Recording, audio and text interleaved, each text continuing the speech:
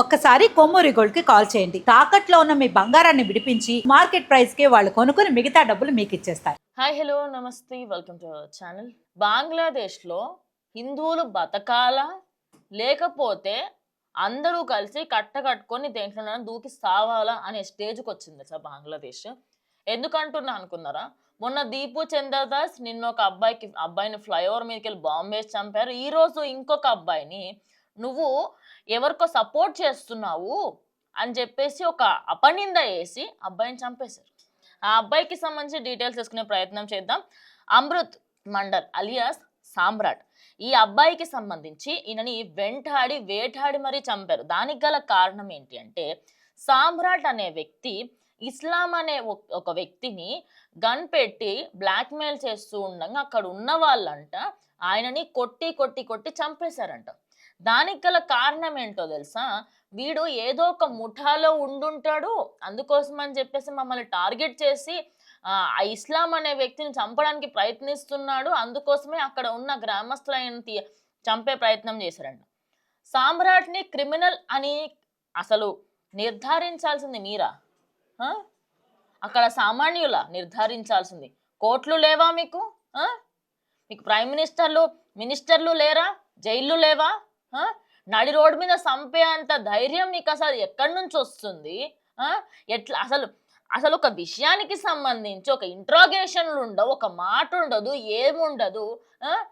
ఎట్లా చంపుతున్నారు అయ్యా? నాకు అర్థం కాదు. మీరు ఆ వ్యక్తికి సంబంధించి అక్కడ స్థానికులు కొట్టి చంపడం ఏంది?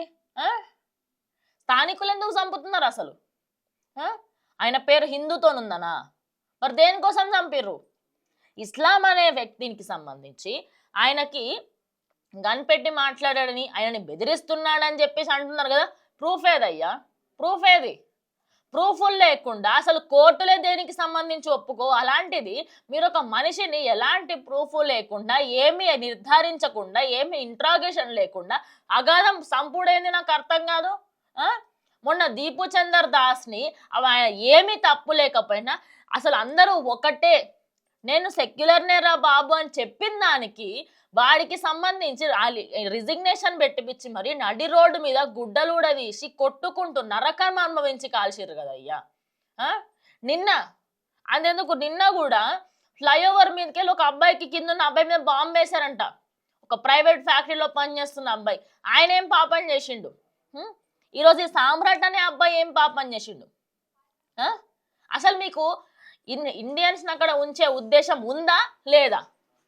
మరొక పని చేయుర్రి, అందరు హిందువులను పంపియుర్రి, అది బెటర్ కదా. ఇంకా మరి ఏంటికి రోజొకళ్ళని ఖచ్చితంగా సంపాలని మనం నిర్ధారించుకొని కూర్చున్నారా?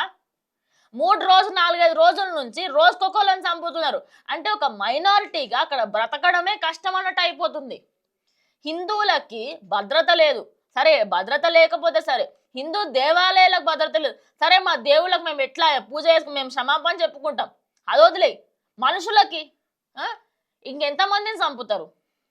ఏమైనా ఒక ప్లాన్ ఉంటే ముందే చెప్పుర్రు కదా, కనీసం వాళ్ళని కాపాడుకునే ప్రయత్నం అన్నా చేస్తాం. అది లేదు, ఇది లేదు. కనిపిస్తే చంపాలా? షూట్డౌన్ ఆర్డర్ ఏమన్నా ఇచ్చిందా మీకు గవర్నమెంట్?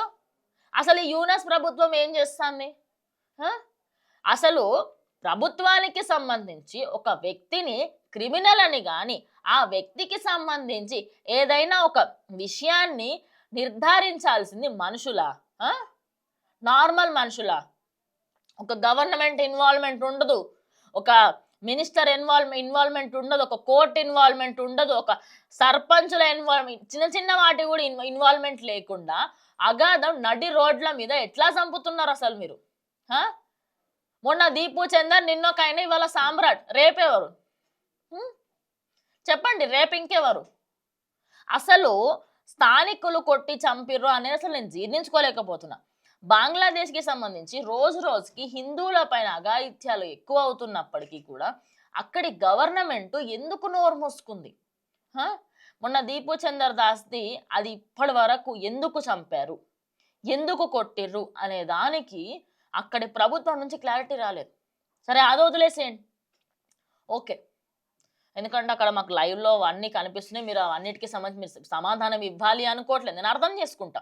కానీ నిన్న ఫ్లైఓవర్ మీదకి వెళ్ళి బాంబు వేసి చంపారు. ఆ అబ్బాయి ఏంది, అసలు చంపింది ఎవరు, అసలు బాంబులు ఎక్కడికి వెళ్ళి తీసుకొస్తున్నారు, అసలు మీరు ఏం చేస్తున్నారు, ఇవన్నిటికీ సంబంధించి అడిగితే నో ఆన్సర్, ఎలాంటి ఆన్సర్ లేదు. ఈరోజు నడి రోడ్డు పైన ఇస్లాం అనే ఒక వ్యక్తిని బెదిరిస్తున్నాడు అనే ఒక డౌట్తోని, అసలు నిజానికి అక్కడ జరిగిందా జరగలేదనే తెలియదు, ఒక మాట అనేస్తున్నారు గాల్లో, ఒక దాన్ని ఏమంటారు, ఒక మాట పెట్టేస్తే సరిపోతుంది కదా అని చెప్పేసి. అసలు ఆ ఇస్లాం అనే వ్యక్తి ఎవరు? ఈయన ఏదో టెర్రరిస్ట్ లాగా ఎవరో ఈయనదే పెద్ద ఒక మనిషిని ఈయన చంపేటట్టు, సామ్రాట్ ఎవరినో చంపుతాడు అన్న ఉద్దేశంతోనంట ఈ పెద్ద మనుషులు, అక్కడుండే స్థానికులు సామ్రాట్ని క్రిమినల్గా నిర్ధారించి క్రిమినల్ ముఠాతోని ఈయనకి సంబంధాలు ఉన్నాయి అని చెప్పి అనుకొని చంపారంట. అనుకొని చంపడం ఏంది? మీకు మనిషి ప్రాణం అంటే అంత లోకు అయిపోయిందా?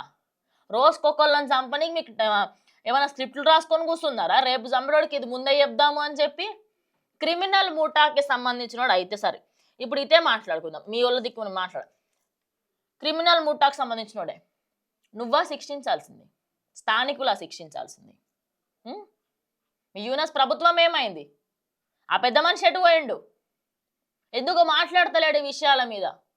మరి నిన్న మీరు ఇంకొక వ్యక్తిని చంపిర్రు, దాని మీద కూడా మాట్లాడండి. ప్రభుత్వం ఎందుకు ఇన్వాల్వ్మెంట్ అవుతలేదు? ఇంత జరుగుతుంటే వీళ్ళకట ఇప్పుడు ఇండియా కావాలన్నట. ఇదంతా ఫస్ట్ మీ చెత్త అంతా మీరు పక్క దోసుకోండి, తర్వాత పక్కన మీరు చెత్త ఎద్దురు. 24 గంటలల్లా అసలు లాస్ట్ 1-2 వీక్స్ నుంచి 3 చంపిర్రు. ఇంకెంతమంది ప్రాణాలు తీద్దామని గుళ్ళు ధ్వంసం చేస్తున్నారు. అక్కడ ఉండే హిందువులకి, మైనారిటీలు అసలు ఎంత దారుణమైన పరిస్థితి తెలుసా? 1,30,00,000 మందిలా ఎంతమంది మిగిలిరో కూడా తెలియదు. రేపటి రోజు బంగ్లాదేశ్లో మైనారిటీలు ఉంటుండేనట అని చెప్పుకోవాలన్నా మేము? అంత స్టేజ్కి దిగజారిపోవాలన్నా మేము అందరము?